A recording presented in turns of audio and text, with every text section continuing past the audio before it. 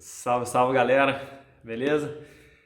Seguinte, nosso vídeo de hoje para discutir a respeito do período das invasões estrangeiras no Brasil colonial, certo?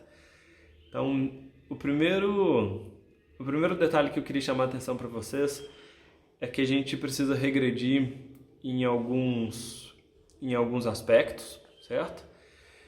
E para tratar melhor esse tema, tanto a questão das invasões francesas, né, no primeiro momento, depois das invasões da Holanda, é fundamental que vocês entendam o contexto europeu desse período, certo? O século XVI e século XVII, ele é marcado principalmente pelos conflitos religiosos na Europa, uma vez que a religião católica ela perde o seu domínio e passa a sofrer aí protestos e ser influenciados por outras religiões, né? Como a igreja luterana, a igreja calvinista, a igreja anglicana e todas as suas variáveis, né? Todas as suas vertentes que surgem a partir disso. E essas mudanças religiosas elas têm um impacto imenso tanto na, na causa dessas invasões aqui no Brasil, quanto na própria forma que os portugueses e espanhóis eles vão tratar o continente americano, certo? Então, o primeiro detalhe que eu preciso chamar a atenção é principalmente em relação a esse avanço das religiões protestantes, e nesse caso, já que a gente discute primeiramente as invasões francesas, certo? Eu preciso que vocês entendam que, a partir do momento que a igreja luterana e a igreja calvinista elas começam a influenciar os outros estados, o que a gente chama dos estados do norte da Europa, principalmente França, os estados germânicos, os Países Baixos, a própria Grã-Bretanha. Os conflitos religiosos eles vão ser a grande marca dessa Europa, certo?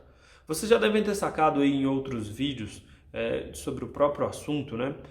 Por exemplo, a própria colonização dos Estados Unidos, né? Aquela população que deixa a Inglaterra e começa a se direcionar para a América em busca da criação de um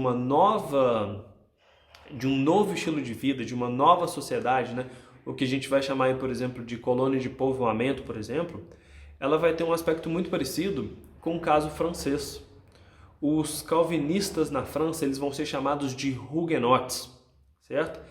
E nessa primeira tentativa de invasão francesa aqui no Brasil, essa perseguição religiosa dos franceses católicos aos franceses que mudaram de religião vai exigir, por exemplo, a tentativa de busca de novos territórios para que esses perseguidos, para que esses protestantes, eles busquem a formação de uma sociedade idealizada, né? Ou seja, encontrem um local para eles fundarem a sua sociedade, o seu estilo de vida, em que essa religião fosse permitida, fosse autorizada.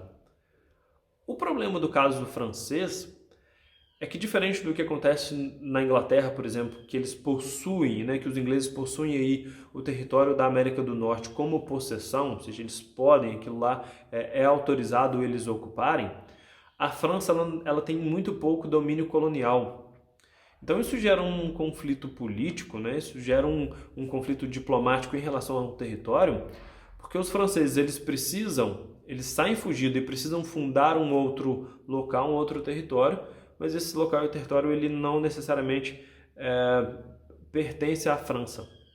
E essa primeira região, esse primeiro local que os franceses escolhem para essa fundação, né, para esses huguenots, vai ser a região do Rio de Janeiro, a Baía de Guanabara, certo? Então, ocupam esse território ainda no século XVI, né, em 1550, e começam a tentar fundar, começam a se relacionar com os indígenas, começam a povoar e ocupar essas regiões, e isso desperta uma das primeiras atenções dos portugueses, porque a alegação dos franceses ela parte da ideia de que se aquele território não está ocupado, né, se não tem europeu naquela região, aquele território é um território sem dono, né?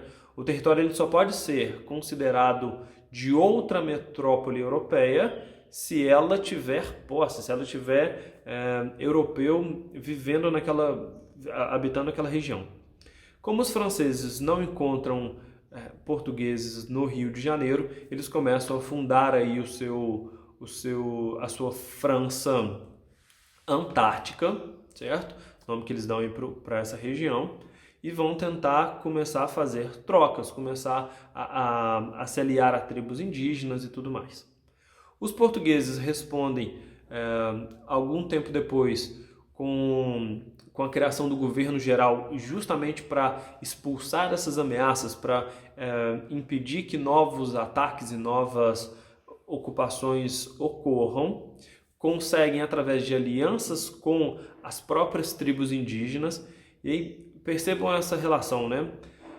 Isso é uma das grandes marcas desse período colonial.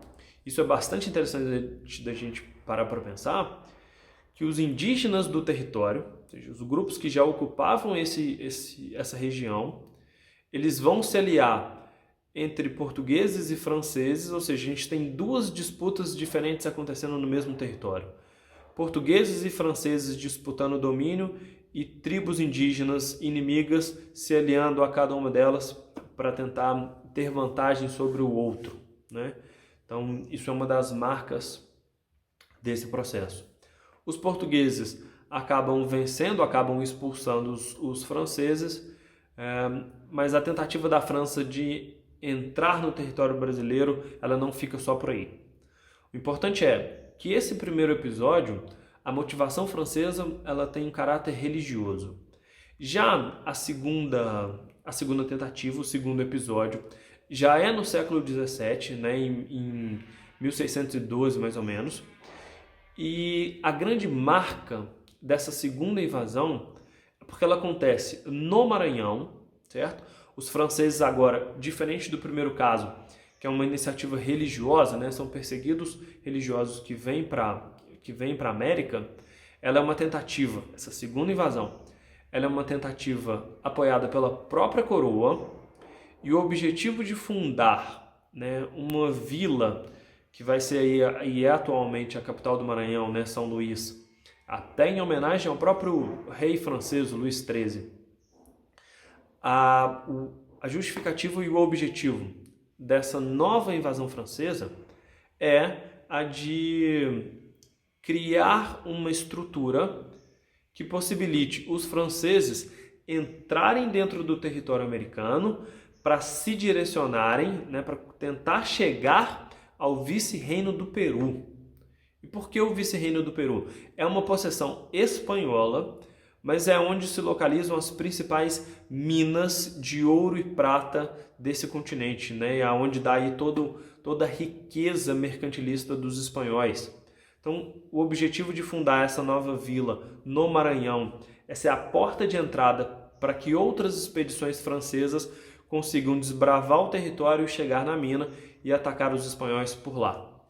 Essa segunda tentativa também não é bem sucedida, porque nesse caso, as duas coroas, tanto a portuguesa quanto a espanhola, elas se unem. Por que se unem? Porque é o território português que está sendo invadido, né, no Maranhão, mas o principal ameaçado são os espanhóis. Então essas duas cortes se juntam, unem esforços, expulsam os franceses e não deixam esse projeto continuar, certo? Então, são essas aí as duas tentativas francesas de ocuparem o território brasileiro. Beleza? Tá claro isso? Show!